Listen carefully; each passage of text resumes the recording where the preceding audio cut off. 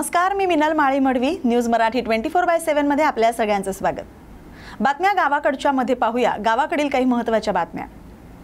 Tiroda railway station इथं आज राष्ट्रवादी काँग्रेस पार्टीच्या वतीनं नागपूरच्या दक्षिण पूर्व मध्य रेल्वेचे व्यवस्थापकांकडे मागण्यांचं निवेदन सादर करण्यात आलं. आरक्षित बोगींच्या स्थानाचा सूचक फलक हा प्लॅटफॉर्मवर त्वरित लावण्यात यावा, ज्येष्ठ नागरिकांसाठी रॅम्पची व्यवस्था करण्यात यावी, रिवा इतवारी गोंडवाना एक्सप्रेसला तिरोडा इथं थांबा मंजूर करण्यात यावा, तसंच दुपारी नागपूरकडे जाणारी पॅसेंजर ट्रेन पूर्ववत सुरू करण्यात यावी, अशा मागण्या या निवेदनात करण्यात आल्या. निवेदन देण्यासाठी राष्ट्रवादी काँग्रेस पार्टीचे नेते अविनाश जयस्वाल, नरेश कुंभारे, राजेश गुणेरिया, रामकुमार असाटी यांच्यासह कार्यकर्ते उपस्थित होते. या बातमीचा आढावा घेतलाय प्रतिनिधी प्रवीण शेंडे यांनी. तो वहाँ आपसे कांटेक्ट में नहीं रहते क्या? नहीं रहते कांटेक्ट में, लेकिन उतना क्या फोन नहीं इधर से उधर. ये बताइए, ये लिफ्ट का हमारा क्या स्टेशन का ऑपरेटिंग काम है, पूरा कार्य चला है. अभी हमारे लेकिन मेरे को ये बताओ सर, ये जो रैम्प का ये जो बनी हुई है पायरियाँ वगैरह, हाँ. ये प्रॉपर वे में नहीं बनी हुई है, एकदम खड़ी है, जिससे लोगों को तकलीफ हो रही जाने आने में. दूसरी चीज़ ये बताइए कि जैसे कोई वृद्ध आदमी है, कोई जिस तरह से किसी को चलना वगैरह नहीं आता, फिर उन चीज़ के लिए कहती है, तो उसका कुछ हुआ क्या सर? क्या होने वाला है? रैम्प के लिए तो दिया है, लेकिन कुछ हुआ नहीं. तो वो कब तक होने के कोई चांसेस? लिफ्ट का वो क्या है, जैसे NGS 4 में आना चाहिए, वो सेलिंग के ऊपर रहता है कमर, तो उसके हिसाब से ऑटोमेटिकली 1 महीने की अगर सेलिंग ज़्यादा दिखा है तो जम लेगा. नहीं, सुविधाएं जो है इनकम के ऊपर डिपेंड इनकम करती के है. ऊपर रहता है. जैसे अभी कामठी में कैसे बने साहब, वहाँ इनकम तो है ही नहीं. कामठी में बहुत बड़ी इनकम है ही लेकिन नहीं. लिफ्ट वगैरह नहीं है ना, जैसे गोंदिया वगैरह नहीं, रैम्प है रैम्प कामठी में, रैम्प यहाँ रैम्प की जरूरत है. फिर यहाँ पे जिस समय जब हुआ तो उस समय रैम की वो सब उन्होंने डिज़ाइन किए नहीं थे क्या? अब उस समय हम नहीं थे, तो फिर आप लोगों ने बहुत तकलीफ वाला काम अरे ये नहीं थे उस वक्त. नहीं, फिर आप लोगों ने भेजना चाहिए ना सर उस तरफ से कि यहाँ पे बाकी लोगों को तकलीफ हो रही है करके. इसका डिपार्टमेंट अलग है. अच्छा वो इंजीनियरिंग डिपार्टमेंट वाले देखते हैं. अच्छा. सिविल डिपार्टमेंट है. बॉबी जी ये कौन सा कागज आपको लगेगा देख लेना. हाँ, जेरोक्स मैं CI को भेज देता हूँ, फिर ऑफिस चला जाएगा. मैं उधर सर लेकिन क्या प्रोसेस में हमको जवाब तो भी मिलने को ना नहीं मिल जाएगा. पिछले बार वो आए थे ना इधर से, तो उन्होंने भी उस विंडो यही लोग तो सब उधर आए थे पहले, तो उसका भेजा, तो उसका सर्वे वगैरह हो गया. आ रहा है. सर क्या आप क्या बोलना चाहोगे सर? आपने जो निवेदन दिए हैं उसके बारे में आप क्या बताना चाहोगे? तिरोडा की जनता बहुत ही ज़्यादा परेशान है. उनको जल्द से जल्द यहाँ पर एक तो रैंप मिले, उसके बाद में उनको अगर लिफ्ट मिलती है तो लिफ्ट मिले, और साथ में जो सुविधाएं स्टेशन पे होनी चाहिए वो सब सुविधा यहाँ मिलनी चाहिए. डिस्प्ले तो है ही, हमारा सबसे पहला मुद्दा तो डिस्प्ले का है, क्योंकि जब भी कोई ट्रेन आती है आगे पीछे दौड़ना पड़ता है, भागना पड़ता है. और डिस्प्ले के अलावा भी बारिश के पहले रेलवे की स्टॉपेज के बारे में भी काफी लिखा पड़ी हुई है. ट्रेन हमारे लिए बहुत जरूरी है. जो ट्रेन का स्टॉपेज, हम काफी दिनों से बिलासपुर दिल्ली जो हमारी ट्रेन है उस ट्रेन का स्टॉपेज यहाँ होना चाहिए, गोंडवाना ट्रेन का, वो बहुत जरूरी है. चलो ठीक है सर, धन्यवाद. अमरावती इथं सदाशांती बालगृहाद्वारे 3 अनाथ निराधार मुलींचा लग्न सोहळा संपन्न झालाय. संत गाडगेबाबा विद्यापीठाचे कुलगुरू मिलिंद बारहाते, अमरावतीचे पोलीस आयुक्त अरविंद चावरिया, अध्यक्ष SP इंगळे यांच्या उपस्थितीत वृंदावन कॉलनीत हा विवाह सोहळा संपन्न झाला. या मुलींचं कन्यादान संत गाडगेबाबा विद्यापीठाचे कुलगुरू मिलिंद बारहाते यांनी केलंय. यावेळी अमरावतीचे खासदार बळवंत वानखडे, शिवसेना शिंदे गटाचे नानकराम नेभानी यांची उपस्थिती होती. अनाथ निराधार निराश्रित 6 ते 18 वर्ष वयोगटातील मुलींकरता बहुउद्देशीय आरोग्य आणि समाज कल्याण संस्थेद्वारा संचलित सदाशांती बालगृह हे मागील 32 वर्षांपासून सक्षमपणे कार्यरत आहे. या बातमीचा आढावा घेतलाय प्रतिनिधी सोमेश्वर जेवडे यांनी. आणि कन्यादानामध्ये संवाद घेऊ शकता. यांचं सुद्धा लग्न संपन्न झालेलं आहे. आमची लक्ष्मी समोर लक्ष द्या, इकडे बघा, इकडं ओल्ड समोर, ताई समोर, दीदी इकडे बघ. ओके, लक्ष द्या. मला असं वाटते विजयरावांनी निश्चयच करावा की आमच्या मंगलाला सदैव ते आनंदी ठेवतील. लोकार कुटुंब आणि पांडे कुटुंब.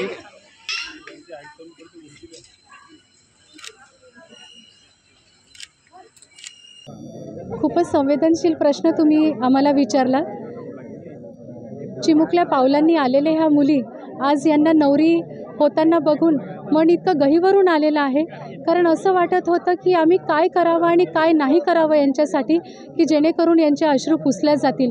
पण आज आम्हाला असं वाटत आहे की यांचा विवाह झाल्यावर आम्ही यांना एक हक्काचं कुटुंब मिळवून दिलेलं आहे आणि यांच्या आयुष्यामध्ये न संपणारं असा आनंद आम्ही त्यांना दिलेला आहे. आणखी काय सांगाल, म्हणजे पुढच्या आयुष्यामध्ये जे आहे यांचं संगोपन म्हणा किंवा पुढचं यांचं मातापण जे आहे किंवा माहेरपण जे आहे तुम्ही कशा पद्धतीने बघा? सदाशांती आधारगृहाची जी स्थापना आहे ती याच विचारांनी केलेली आहे की ह्या मुलींना आम्ही शिक्षण देणार, स्किल डेव्हलपमेंटचे ट्रेनिंग देणार आणि फायनली म्हणजे यांचं आम्ही इथे लग्न करणार. पण लग्न केल्यावर आम्ही यांना परक करत नाही. खरं तर हे त्यांचं माहेरच आहे.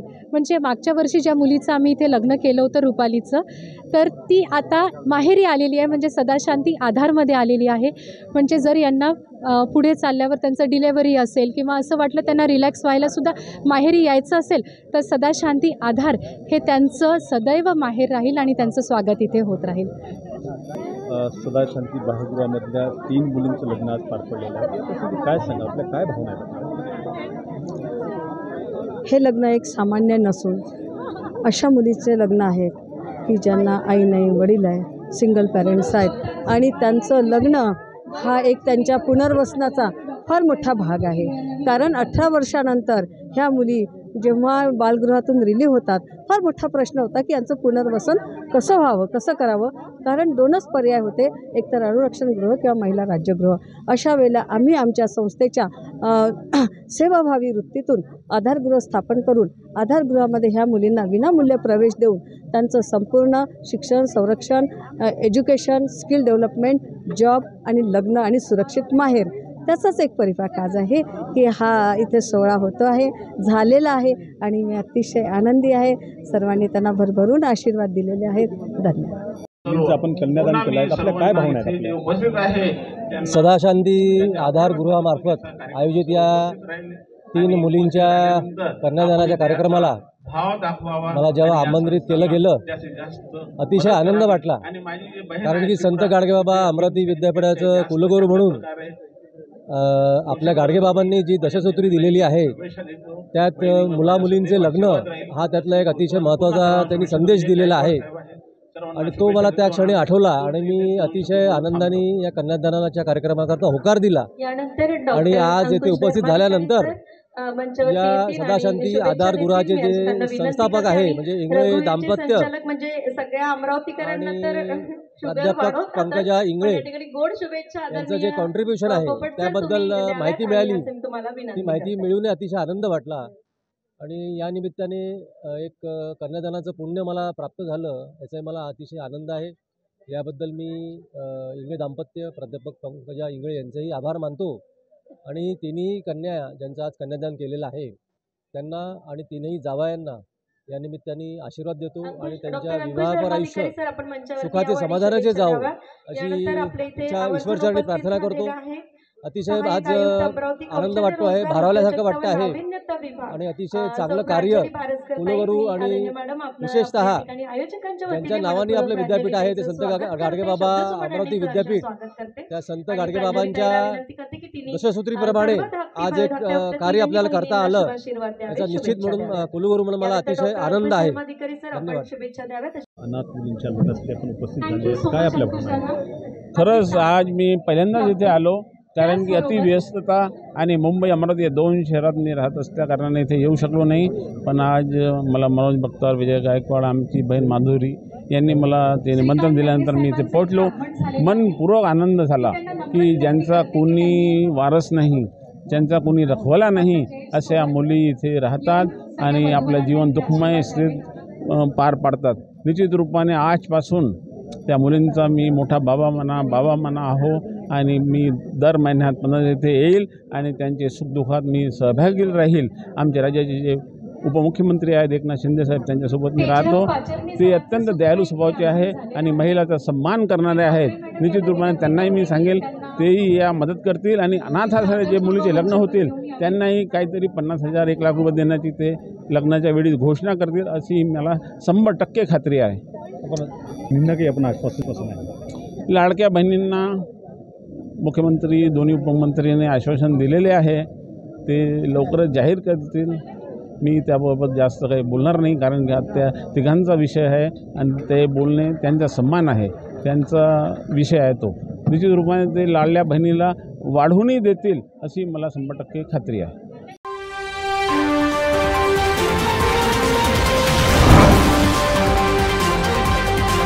मंगळूरपीर तालुक्यातील पेडगाव या गावातील दुर्गादेवी विसर्जन सोहळा मोठ्या भक्तिभावानं आणि पारंपरिक जल्लोषात संपन्न झाला. ढोल ताशाच्या तालावर देवीची विसर्जन मिरवणूक काढण्यात आली. भक्तिमय वातावरणात हा उत्सव साजरा झाला. विसर्जनापूर्वी देवीची आरती, पूजन आणि धार्मिक विधी पार पाडण्यात आले. गावातील तरुण, ज्येष्ठ आणि बालक तसंच महिलांनी एकत्र येऊन देवीच्या मिरवणूक सोहळ्यात सहभाग घेतला. कार्यक्रमानंतर ग्रामस्थांनी शांततेत देवीचं एकोप्यानं विसर्जन करून नवदुर्गेचा जयघोष केला. या पारंपरिक आणि धार्मिक वातावरणामुळे गावात एकात्मतेचा आणि सुंदर संदेश दिला गेला. यावेळी मंगळूरपीर पोलीस स्टेशनकडून पोलीस बंदोबस्त करण्यात आला होता. या बातमीचा आढावा घेतलाय प्रतिनिधी विश्वास कुंटे यांनी. सांगली जिल्ह्यातील वाळवा तालुक्यातील भरतवाडी इथं ड्रीम विजन सर्व्हिसेस भरतवाडी ग्रामपंचायत आणि शिवसेना शिंदे गटाचे विभाग प्रमुख मोहन निकम यांच्या संयुक्त विद्यमाने रेशन कार्ड धारकांसाठी मेळावा आयोजित करण्यात आला होता. रेशन कार्डचं KYC करण्याच्या उद्देशानं हा मेळावा आयोजित करण्यात आला होता. या बातमीचा आढावा घेतलाय प्रतिनिधी कृष्णात पाटील यांनी. मी सांगली जिल्ह्यातील वाळवा तालुक्यातील भरतवाडी येथे आहे. भरतवाडी ग्रामपंचायत भरतवाडी ड्रीम विजन सर्व्हिसेस आणि शिवसेना शिंदे गट यांच्या मार्फत इथं रेशन कार्ड धारकासाठी रेशन कार्डाचा मेळावा आयोजित केला आहे. त्या संदर्भात आपण आपल्यासोबत आहेत शिंदे गटाचे विभाग प्रमुख मोहन निकम. सर्व जय महाराष्ट्र. मी या विभागाचा विभाग प्रमुख मोहन निकम. तर आपल्या इथं रेशन कार्डचं ही करण्यासाठी एकतर तांदळवाडी किंवा भादवाडीला जावं लागतं. त्यासाठी आपण एक कॅम्प आयोजित केलेला आहे. त्यासाठी ग्रामपंचायत असेल, सरपंच, ग्रामपंचायत सदस्य, ग्रामस्थ आणि या टीमने सर्वांनी सहकार्य केलं आणि कालपासून हा कॅम्प चालू आहे. अजून 1-2 दिवस कॅम्प इथे भरतवाडीवर चालू राहील. त्यानंतर कणगावात कॅम्प घेण्याचं आयोजन केलेलं आहे. जय महाराष्ट्र. त्यानंतर या ड्रीम विजन सर्व्हिसेसचे राहुल सर. नमस्कार, मी Rahul Gaikwad. Dream vision services Kolhapur Kalamba आपण मॅनेजमेंट फॅसिलिटी आणि ऑनलाईन सर्व्हिसेसचं आपण काम करतोय. भारत सरकारची ही योजना मेरा नेशन 2.0 ही योजना आपण घरोघरी गावोगावी घेऊन आपण जात आहोत. त्याचबरोबर आमचे जे मित्र आहेत, जे शिंदे गटाचे विभाग प्रमुख जे आहेत निकम सर, यांच्या मार्फत आपण ही योजना आपण यांच्या गावामध्ये भरतवाडी तालुका वाळवा जिल्हा सांगली या गावामध्ये आम्ही ही योजना घेऊन आलेलो आहोत आणि प्रत्येक नागरिकाला ह्या योजनेबद्दलची आम्ही माहिती देतोय. त्या योजनेचा फायदा काय आहे, रेशन कार्ड 2.0 हे ऍक्च्युली काय आहे, याचा फायदा म्हणजे कशा पद्धतीने आपण याचा फायदा करून घेऊ शकतोय, याचा उपयोग काय आहे, हे आपण प्रत्येक घरोघरी जाऊन प्रत्येक व्यक्तीला प्रत्येक सिस्टम नुसार आपण सांगतोय. आणि जे 2.0चं ration card digital ration card आहे हे आपण प्रत्येक कस्टमरला आपण प्रत्येक ग्राहकाला आपण देणार आहोत. आणि याच्याबद्दल आम्हाला भरतवाडी ग्रामसेवक ग्रामस्थ जे असतील किंवा आमचे जे विभाग प्रमुख शिंदे सर आहेत शिंदे गट यांचा सहभाग चांगल्या प्रकारे प्रतिसाद चांगला लागला, त्याबद्दल मी त्यांचं धन्यवाद करतो. जय भीम, जय महाराष्ट्र. कॅमेरामॅन महेश निकमसह कृष्णात पाटील, सांगली, भरतवाडी. सिंदखेड राजा नगर परिषदेच्या राजकीय मतभेद आणि सत्ताधाऱ्यांच्या कथित मनमानी कारभारामुळे मंजूर झालेली विकास कामं थांबवल्याच्या निषेधार्थ आजपासून सिंदखेड राजा इथं तीव्र अन्नत्याग उपोषण सुरू करण्यात आले. नगर परिषद प्रशासनानं मंजूर झालेले टेंडर रद्द करून शहर विकासाला खीळ घातल्यानं नागरिकांची आणि शेतकऱ्यांची थट्टा केली जात असल्याचा आरोप उपोषणकर्त्यांनी केलाय. या आंदोलनाला अनेक संघटनांनी पाठिंबा दिलाय. या अन्याय निर्णयाविरोधात उपोषण सुरू झालं असून त्याला पाठिंबा देण्यासाठी उद्या मंगळवार दिनांक 7 ऑक्टोबर रोजी मतदारसंघातील शेतकरी आगळ्या वेगळ्या पद्धतीनं आंदोलनात सहभागी होणार आहेत। शेतकरी बैल, गाय, म्हैस आणि शेळी यांसारखे प्राणी घेऊन उपोषणस्थळी दाखल होणार आहेत। या माध्यमातून प्रशासनाच्या धोरणांचा आणि शहरातील रखडलेल्या कामांचा तीव्र निषेध व्यक्त केला जाणार आहे। या बातमीचा आढावा घेतलाय प्रतिनिधी बालाजी सोसे यांनी। आज आपण सिंदखेड राजा नगरीमध्ये शेतकरी नेते दिलीप भाऊ चौधरी यांच्या अन्नाच्या कामावरून उपोषणाच्या ठिकाणी आपण आज या ठिकाणी आलेलो आहे। गेल्या त्यांनी 3 वर्षापासून सतत शेतकऱ्यासाठी आणि शेतकऱ्याच्या आवाज बुलंद करण्यासाठी, शेतकऱ्याला न्याय मिळावा या सर्व प्रश्नासाठी त्यांनी सातत्याने आंदोलन उपोषण केले, पण त्यांच्या आत्तापर्यंत आंदोलन आणि उपोषणाला यश आलं नाही। म्हणून त्यांनी आज अन्न त्या कामावरून उपोषणाचा या ठिकाणी त्यांनी पवित्र हाती घेतलेला आहे। आपण त्यांच्या मागण्या काय आणि त्यांच्या नेमक्या सविस्तर त्यांच्याशी आपण या ठिकाणी बोलूया। भाऊ नमस्कार। नमस्कार। आमचं हे मातृतीर्थ सिंदखेड राजा आहे। हे ऐतिहासिक गाव आहे आणि या ऐतिहासिक गावचा विकास शून्य आहे। गेल्या 4 ते 5 वर्षापासून या सिंदखेड राजामध्ये 29 कोटीचे जेल जीवनाचा पैसा आलेला आहे, 78 कोटी ड्रेनेजचा पैसा आलेला आहे, परंतु हा पैशाचा विकास न होता अख्खं गाव खदून टाकलेलं आहे। संपूर्ण जनता त्रस्त झालेली आहे आणि अशा परिस्थितीमध्ये गेल्या 1 वर्षापूर्वी 5 कोटी 10 लाखाचा निधी विविध रोडसाठी मंजूर झालेला आहे, परंतु त्याचे टेंडरसुद्धा ऑगस्टमध्ये निघालेले होते आणि सिंदखेड राज्यातील आपसातील वादामुळं म्हणा की कशामुळं म्हणा हे टेंडर रद्द झालेले आहे आणि हा 5 कोटी 10 लाख रुपये परत वापस जायच्या परिस्थिती आहे। त्यामुळे मी आज या ठिकाणी अन्नत्याग उपोषण सुरू केलेलं आहे की हा निधी परत न जाता परत त्यांनी टेंडर काढावे। जर त्यांनी परत टेंडर काढले नाही तर हा निधी वापस जाऊ शकतो। आपण या ठिकाणी असं ऐकलं की तुम्हाला काही पहिला आजार आहे, तुम्ही या प्रशासनाला कशा पद्धतीने या ठिकाणी सांगू इच्छिता? नेमका तुमच्या तब्येतीबद्दल प्रशासनाला तुम्ही काय सांगणार? मी एक गावकऱ्यांचा हितचिंतक आहे आणि गावासाठी मी काहीही करायला तयार आहे आणि विशेष म्हणजे हे जिजामातेचं गाव आहे आणि ह्या जिजामातेच्या विकासासाठी माझा जीव गेला तरी चालेल, माझा जीव गेला तरी प्रशासन जागं होऊन या सिंदखेड राजाचा एक आदर्श सिंदखेड राजा बनवेल। मला एन्जिओप्लास्ट झालेली आहे, मला BP शुगर आहे आणि असे असतानासुद्धा मी आमरण उपोषण या ठिकाणी सुरू केलेलं आहे, तरी प्रशासनाने याची दखल घ्यावी, अन्यथा याचे परिणाम प्रशासनाला, शासनाला भोगावे लागतील। या ठिकाणी उपोषणकर्ते दिलीप भाऊ यांनी सांगितलं, माझा जीव गेला तरी चालेल, मी कुठल्याही परिस्थितीमध्ये तडजोड किंवा मागण्या पूर्ण होईपर्यंत उपोषण सोडणार नाही, असं यांनी या ठिकाणी ठामदिशी सांगितलं। मी बालाजी सोसे, सिंदखेड तालुका प्रतिनिधी, न्यूज 24 मराठी, बुलढाणा। आदिवासी समाजाचे ST आरक्षण बचाव मागणीसाठी आज सकल आदिवासी समाजाच्या वतीनं नांदेडच्या जिल्हाधिकारी कार्यालयावर आदिवासींचा उलगुलान आरक्षण बचाव मोर्चा काढण्यात आला। या मोर्चात मोठ्या संख्येनं आदिवासी बांधव सहभागी झाले होते। आदिवासी समाजाच्या आरक्षणात इतर कुठल्याही जातीचा समावेश करू नये यासह इतर विविध मागण्यांसाठी हा मोर्चा काढण्यात आला। नांदेड शहरातील नवा मोंढा इथून या मोर्चाची सुरुवात करण्यात आली। त्यानंतर हा मोर्चा जिल्हाधिकारी कार्यालयावर धडकला। याचा आढावा घेतलाय आमचे प्रतिनिधी मोहम्मद रफिक यांनी। पुरस्कृतच नाहीये का वेगवेगळ्या जाती ज्या आता एकमेकांसमोर उभा टाकल्या? आता आमच्या प्रमुख नेते मंडळांनी मोर्चाला संबोधित करत असताना जे काय भूमिका मांडली, मी कालपर्यंत तीच भूमिका मांडतो। हैदराबाद गॅजेट्स आणि आदिवासींच्या आरक्षणाचा कुठलाही सूत्रामध्ये त्या ठिकाणी संबंध येत नाही, हे पहिल्यांदा आपल्या मार्फत त्यांना आपण समजून घेतलं पाहिजे। भारतीय संविधानाने 342व्या कलमाच्या नुसार जे काही घटनात्मक आम्हाला आरक्षण दिलेलं आहे, हे संविधानामध्ये अगदी संविधान निर्माण झालं तेव्हाच हे आम्हाला आरक्षण त्या ठिकाणी मिळालेलं आहे। ज्या बांधवांचं ज्यांचं आरक्षण जे मागणी करतात ऑलरेडी त्यांना VGNT म्हणून 3% आरक्षण त्यांना मिळालेलं आहे, परंतु हेही तुमच्या मार्फत हे सांगू इच्छितो त्यांच्या अलीकडे मागणी बदललेली आहे। आमच्या 7% आरक्षणाला आम्ही धक्का न लावता ते 3% आरक्षण त्या आमच्यामध्ये समाविष्ट करून किंवा आम्हाला स्वतंत्र आदिवासीचा दर्जा द्यावा। कशासाठी स्वतंत्र आदिवासीचा दर्जा दिला पाहिजे?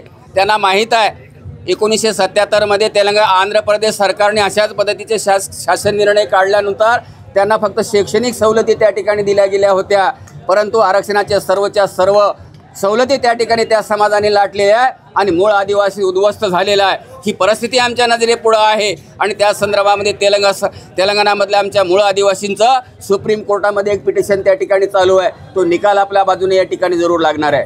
आज तुम्हाला मुद्दा म्हणून सांगतो, जे 5व्या सूचीच्या अंतर्गत पेसा कायदा या राज्यामध्ये राज्यपालाच्या आदेशानुसार लागू झाला आहे.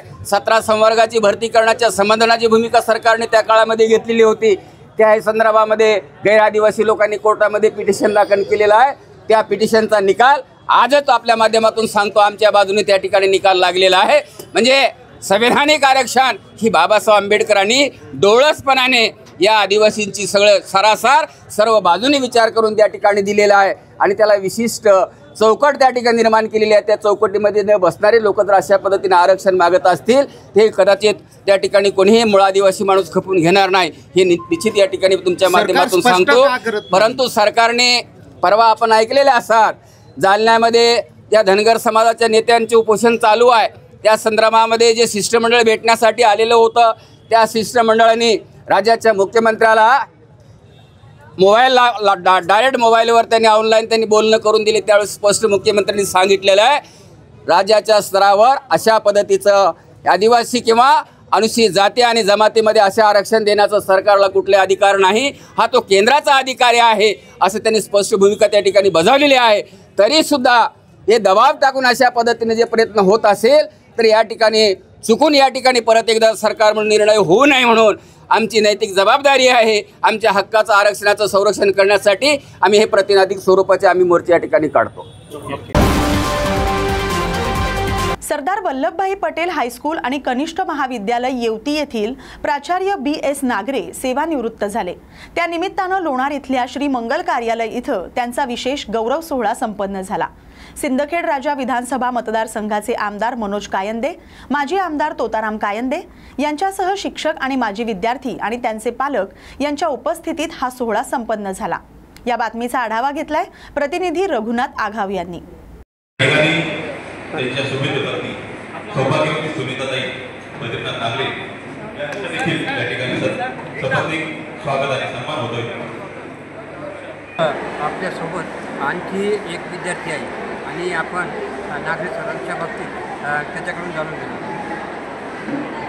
माननीय नागरे सर हे एक प्रतिष्ठित व्यक्तिमत्व आणि मुलांना योग्य वेळी आणि योग्य मार्गदर्शन करणारं व्यक्तिमत्व. आज ते वयानुसार ते म्हणजे सेवापूर्ती सोहळा आज त्यांचा या ठिकाणी पार पडला आहे. आम्ही सर्व त्यांनी जे आम्हाला शिकवलेलं आहे त्या हिशोबानं आमचे सर्व आज आमचे विद्यार्थी आज मोठ्या संख्येने आम्ही या ठिकाणी उपस्थित झालो होतो आणि त्यांचा कार्यक्रमसुद्धा आम्ही मोठ्या मनाने आणि आनंदाने या ठिकाणी पार पाडला. आणि दुसरी गोष्ट सर शिकवताना एक म्हणायचे की शिक्षक हा शिकवत चांगल्या प्रकारे शिकवतच असतो, परंतु मुलं नाही शिकले तरी चालतील परंतु घडले नाही पाहिजे आणि नाही विद्यार्थी हा नाही घडला तरी चालेल पण बिघडला नाही पाहिजे.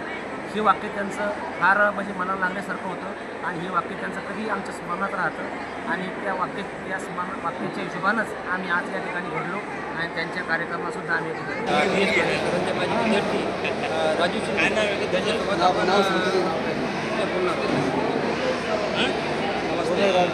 मी राजू रामदास शिंदे महसूल सहाय्यक तहसील कार्यालय कार्यरत आहे. मी सरांचा विद्यार्थी 5व्या वर्गापासून मी सर जेव्हा जॉईन झाले तेव्हा 5व्या वर्गात होतो. 5वी ते 10वी सरांचा सहवास आम्हाला लाभला. सरांचा सहवास असताना आमच्या विज्ञान विषयामध्ये गावात केंद्रातून त्यानंतर सर्वात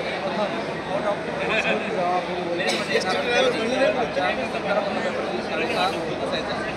त्याच्यामध्ये विशेष म्हणजे जी पंचकृषी आहे सरदार वल्लभभाई पटेल स्मृती या पंचकृषीमध्ये ते 6 ते 7 गावेला त्या 7 गावांचे विद्यार्थ्यांचे शिस्त आणि नेमका अभ्यास करण्याची ताकद त्यांच्यामध्ये विद्यार्थ्यांना करून देण्याची कला होती आणि त्यामुळेच BS नागरे या नावानं न ओळखले जाता या पंचकृषीतील साने गुरुजी गुरुजींचे जसे उपदेश आजसुद्धा विद्यार्थ्यांना मार्गदर्शन करतात तसेच BS नागरेचे उपदेश आज या पंचकृषीतील नागरिकांना विद्यार्थ्यांना मिळत असतात. त्यामुळे या पंचकृषीतील BS नागरे हे साने गुरुजी म्हणण्यास अवघड करणार नाही.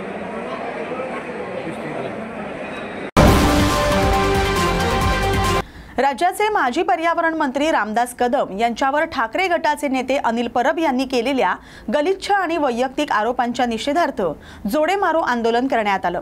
खेड शहरात कुंदन सातपुते यांच्या नेतृत्वाखाली महिला पदाधिकाऱ्यांनी आणि कार्यकर्त्यांनी हे तीव्र आंदोलन करून अनिल परब यांच्या वक्तव्याचा निषेध केला।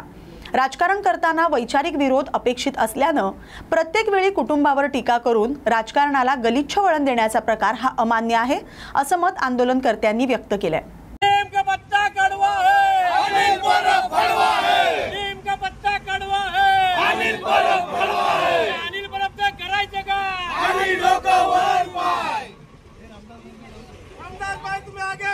हम तुम्हारे साथ हैं, हम तुम्हारे साथ हैं, हम तुम्हारे साथ हैं, हम तुम्हारे साथ हैं।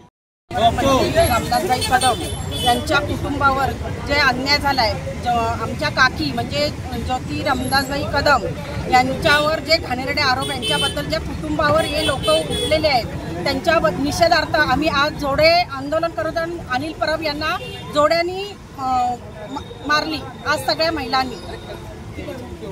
अनिल परब करायचं का? अनिल परब करायचं का? हॅलो, अनिल यांना जोडे मारो आंदोलन या ठिकाणी आपण घेतलेलं आहे। गेल्या 2 दिवसापूर्वी महाराष्ट्राचे माजी पर्यावरण मंत्री सन्माननीय रामदासबाई कदम यांच्यावरती घाणेरडे आरोप करून राजकारणामधील काम करणाऱ्यांवरती गलिच्छ असं वर्तन अनिल परब यांनी केलेलं आहे। आपण राजकारणामध्ये काम करताय, परंतु आपण काम करत असताना तुम्ही वैयक्तिक जे काय बोलताय ते इतर गोष्टी बाजूला ठेवा, परंतु आपण आज कुटुंबावरती येत आहे आणि दरवेळेला कुटुंबाला टार्गेट करून आपण एक वेगळं राजकारणाला मोड देत आहे। हे चुकीचं वर्तन आपण या राजकारणामध्ये करताय। आपण करत असलेलं राजकारण हे चांगलं असलं पाहिजे आणि चांगल्या दृष्टीने आपण केलं पाहिजे। दरवेळेला आपण कुटुंबाला टार्गेट करून आता परवाच्या दिवशी सन्माननीय रामदासबाई कदम यांच्या पत्नी यांच्यावर देखील त्यांनी घाणेरडे आरोप करून जे कृत्य केलं त्याचा निषेध करण्यासाठी आम्ही आज या ठिकाणी सर्वजण जोडे मारो आंदोलन या ठिकाणी घेतलेलं आहे।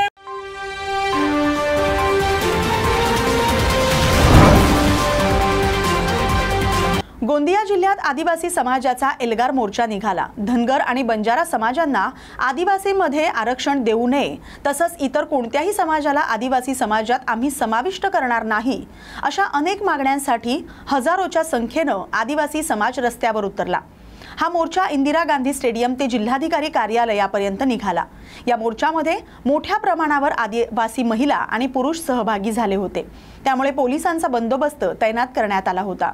तर मी एक गोष्ट सांगतो की आदिवासींचा जन आक्रोश मोर्चा जो गोंदियामध्ये आहे हा सामाजिक संघटनेने आयोजित केलेला मोर्चा असून याला राजकीय लोकांचा फक्त पाठिंबा आहे। ह्या ठिकाणी आलेली समस्त जनता स्वतःच्या खिशातला पैसा खर्च करून सामाजिक संघटनांवर विश्वास ठेवून ह्या ठिकाणी तापासी उपस्थित आहे। मागणी एकच आहे की बंजारा समाज जो हैदराबाद गॅजेटचा बाऊ पुढं करून त्यांना आदिवासीमध्ये घेण्यासाठी महाराष्ट्रभर आंदोलन करत आहे, त्या आंदोलनाच्या विरोधात आदिवासी शक्ती प्रदर्शन एका रूपानं की बंजारा ज्या हैदराबाद गॅजेटचा उल्लेख करून आदिवासीमध्ये शिरकाव करण्याचा प्रयत्न करतोय। आम्ही हे सूचना देऊ इच्छितो की कोणत्याही गॅजेट हा कुणालाही आदिवासी ठरवण्याचा निकष होऊ शकत नाही। ह्या देशातला जो भारतीय संविधान आहे हा भारतीय संविधान सगळ्यात मोठा आहे आणि भारतीय संविधानामध्ये आदिवासी जमाती ठरवण्याचा एक कायदेशीर पद्धत संविधानकर्त्यांनी निर्माण केलेली आहे, त्याचे ते निकष पूर्ण करावे लागतात। मुळात हैदराबाद गॅजेटच्या अनुषंगाने जे बंजारा समाज तेलंगणामध्ये एसटीमध्ये आहेत, एसटीतील आदिवासी बांधव बंजाऱ्यांच्या विरोधात सुप्रीम कोर्टामध्ये आहे। हा प्रकरण सुप्रीम कोर्टामध्ये आहे आणि तो प्रकरण सुप्रीम कोर्टामध्ये असताना महाराष्ट्रात हैदराबाद गॅजेटचा उल्लेख करून ज्या रस्त्यावरच्या लढाईनं बंजारा दबाव निर्माण करत असेल तर गोरगरीब आदिवासी जनता हे सहन करणार नाही। आज आम्ही लाखोच्या संख्येनं इतिहासात पहिल्यांदा गोंदिया जिल्ह्यामध्ये एकत्र जमा झालो। मी सायंकाळी माझ्या माया बहिणींना स्टेडियममध्ये जिथं जमा झालो तिथं स्वतःचे डबे गुरुंग खातांनी पाहिले। तमाम आदिवासी समुदायामध्ये ही भावना रुजत आहे की आमचाच पोट भरलेला नसताना आम्ही आमच्या आरक्षणामध्ये इतर जातींचा का समावेश करावा। त्यांनी संविधानाने जे निकष दिलेले आहेत ते निकष पूर्ण जर ते करत नसतील तर त्यांना कोणत्याही दबावात जाऊन त्यांना आदिवासीमध्ये समावेश करण्यात येऊ नये अशी आमची रास्त मागणी आहे। ह्या प्रकरणाला घेऊन आम्ही रस्त्यावरची लढाई आणि सुप्रीम कोर्टातली लढाई लढायला तयार आहोत। आज स्वतःचे गमचे उपस्थित लोकांमध्ये फिरवून आम्ही लोकांमधून चंदा जमा केला आहे की सुप्रीम कोर्टाच्या लढाईला जो काही पैसा लागेल तो निधी आम्ही या मोर्चा करायच्या माध्यमातून जमा केलेला आहोत आणि हा लढा लढणाऱ्या न्यायालयीन प्रक्रियेला आम्ही तो पैसा पुरवणार आहोत। आमच्या भावना व्यक्त करण्याची आमची पहिली पिढी आहे जी आज इथपर्यंत समजदार झाली आहे। 350 कोटी रुपयांपासून सुरू झालेला गोसी खुर्द प्रकल्प 40 वर्षांनंतरही पूर्णत्वास आला नाही। बाधितांचे अनेक प्रश्न शासन दरबारी प्रलंबित आहेत। वारंवार निवेदन आंदोलन केल्यानंतरही त्यांचे प्रश्न सोडवले नसल्यानं शासनाशी आरपार लढाई करण्याचा संकल्प प्रकल्प बाधितांनी केलाय। प्रकल्प बाधित गावातील नागरिकांसह युवकांनी सुद्धा जिल्हाधिकारी कार्यालयावर मोर्चा काढत आंदोलन सुरू केलं। मात्र जोपर्यंत प्रश्न मार्गी लागत नाही तोपर्यंत ही लढाई सुरूच राहणार असा संकल्प करण्यात आलाय। प्रकल्प बाधित आंदोलनस्थळी शिधासह पोहोचले, त्यामुळे आता सरकार आणि प्रशासन काय भूमिका घेणार याकडे सर्वांचं लक्ष लागलंय। 36 वर्षापासून शासनाला आमच्या समस्याबद्दल सांगत आहोत। प्रत्येक आमदार खासदार मंत्र्यापर्यंत पोहोचलो आम्ही, पण आमच्या समस्या सुटल्या नाही। शेवटी आम्ही ठरवलं की जेव्हापर्यंत आमच्या समस्या सुटत नाही त्यापर्यंत आम्हाला इथंच राहायचं आहे, इथून उठणार नाही, जागा सोडणार नाही। शासनाने आमची आता बैठक जी आहे आमच्यासोबत न घेता त्यांनी ऑनलाईन ऑफलाईन बैठक घ्यावी आणि आम्हाला आमच्या ज्या समस्या त्या सोडवण्यात याव्या। नव्याने 27 गावाचे पुनर्वसन आहेत, हे खूप रखडलेले आहेत। काही गावाचे सेक्शन 4 आणि 9ची कारवाई झाली, त्याच्यानंतर शासनाने ती 10 वर्षापासून थांबवली आहे। ती का बरं थांबली, त्यांच्या पुनर्वसन का बरं होत नाही, त्यासाठी आमची ही लढाई आहे। प्रकल्पग्रस्ताचे दाखले सुरू झाले, पण त्याच्यात एक नवीन त्यांनी एक पिल्लू काढला, त्याच्यामध्ये ज्याच्याकडे 3 एकर शेती आहे त्याला प्रकल्पग्रस्ताचा दाखला नाही। हे एकदम चुकीचा निर्णय आहे। ज्याच्या घर किंवा शेती गेली असा व्यक्ती प्रकल्पग्रस्त म्हणतात, पण हे असं शासनाने खूप चुका केलेल्या आहेत। म्हणून आम्ही तातडीने हा जो आंदोलन ठेवलेला आहे हा आरपारची लढाई आहे। ज्याप्रमाणे मी आता पुलीची नाही तर प्रत्येकाने आपापल्या घरून हे कांदे सांबार टमाटर तांदूळ बेसन आम्ही सगळ्या लोकांनी आपापल्या घरून आणलं आहे आणि इथं जेव्हापर्यंत आमच्या समस्या सोडवत नाही तेव्हापर्यंत आम्ही हे इथंच जेवण करणार आणि इथंच राहणार। आज दिनांक 6 ऑक्टोबर आम्ही मागच्या 25 सप्टेंबरला जिल्हाधिकारी महोदयांना दिलेलं पत्र आहे की आमच्या ज्या रास्त मागण्या आहेत, प्रकल्पाची मूळ किंमत 372,000 कोटी होती। आज 38 वर्षाचा महाकाल जाऊनही या प्रकल्पावर 34 सुधारित मान्यता दिलेली आहे 26,000 कोटींची, म्हणजे अर्थात मूळ किमतीच्या 70 पट खर्च होऊनही हा प्रकल्प पूर्णत्वास आलेला नाही। निव्वळ 14% सिंचन झालेलं आहे। अशा वेळी समजा जर प्रकल्पाची किंमत 70 पटीने वाढत असेल तर आमच्या घराची शेतीची किंमत वाढणार नाही का? आमचे वाढलेले कुटुंब वाढणार नाही का? शिवाय 245.5च्या लेवलने जे बाधित गावे आहेत भंडारा आणि नागपूर जिल्ह्यातील एकूण 43 गावे, त्याच्यात कारदा असो भोजापूर असो नागपूर जिल्ह्यातले असो, या गावाच्या पुनर्वसन नव्याने 2088 हेक्टर जमिनीचे भूसंपादन हे जेव्हापर्यंत होत नाही आणि मूळ म्हणजे प्रकल्पग्रस्तांचे हे प्रमाणपत्र अजूनपर्यंत जेवढे एकूण 15,191 प्रकल्पग्रस्त आहेत तेवढे प्रकल्पग्रस्त प्रमाणपत्र अजून वाटप केलेले नाही आहेत। त्यासाठी मागे अनेक यासाठी आम्ही सतत पाठपुरावा करत या ठिकाणी आज आम्ही या सरकारला पुन्हा आज या ठिकाणी निवेदन देऊन जेव्हापर्यंत आमच्या ह्याच्यावर कायम तोडगा निघणार नाही, तुम्ही एकीकडे 88,000 कोटीचा याच गोसेच्या प्रकल्पाच्या पाण्यावर 88,000 कोटीचा नदीजोड प्रकल्प जर आणून सुरुवातीचे निवड सर्वेक्षणासाठी 3 ते 4,000 कोटी रुपये खर्च करत असाल तर आमच्या मूळ प्रकल्पग्रस्तांच्या आणि प्रस्तावित प्रकल्पग्रस्तांच्या 7-8,000 कोटींच्या मागण्यावर तुम्ही लक्ष का देत नाही? मुख्यमंत्री नागपूर शहरातले नागपूर जिल्ह्यातले आहेत, केंद्रीय मंत्री नागपूर जिल्ह्यातले आहेत, महसूल मंत्री यांना फार जवळून माहीत आहे आमच्या समस्या। तर आमच्या अशा 1 ते 18 ह्या शासन स्तरावरच्या समस्या असून 1 ते 9 ह्या विभागीय आयुक्त स्तरावरच्या समस्या आहेत। ह्या जेव्हापर्यंत सुटणार नाही, शासन निर्णय होणार नाही ह्या शासन स्तरावरच्या समस्यांच्या, तेव्हापर्यंत आम्ही हटणार नाही। आज जरी आता आमची जरी संख्या थोडी तरी दिसत असली तरी हळूहळू ही वाढत आहे। पाऊस येऊ विजा पडो किंवा गारा पडोत आम्ही या ठिकाणी राहणार, पण आम्ही शासन निर्णय घेतल्याशिवाय हटणार नाही ही आमची ठाम भूमिका आहे। कर्मचारी सर्व जे काही आहे कलेक्टर जिल्हाधिकारी सर्व येऊन जातात आणि भेट देतात आणि नुसते आश्वासन देऊन येणारे आमच्या म्हणजे मन कसं जिंकल्यासारखं करतात, पण आमच्या या कर्जाचा अजूनही काही झालेलं नाही।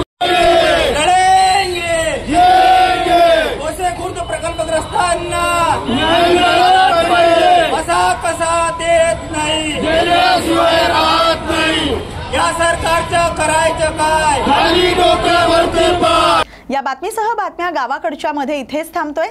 अशाच गावाकडील महत्त्वाच्या बातम्यांसाठी पाहत रहा न्यूज मराठी 24/7. नवा भारत, नवा विचार.